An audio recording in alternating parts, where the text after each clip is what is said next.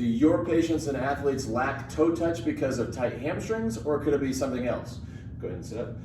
Try touching. So there's his first toe touch, tight hamstrings. Yep. Arms across, elbow down, hold tight. Good. Elbow down, hold tight. Okay, flat on your back.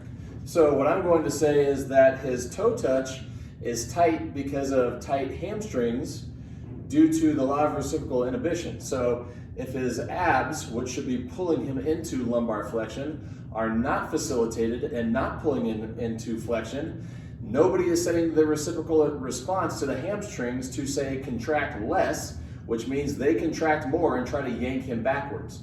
So if we facilitate lower abdominals and then have him come back up, arms across, elbow down, hold tight, good, elbow down, hold tight, good, touch toes. Now we get increased toe touch. Is that better on hamstrings? Yep. Less hamstring tightness, and we did nothing to his hamstrings.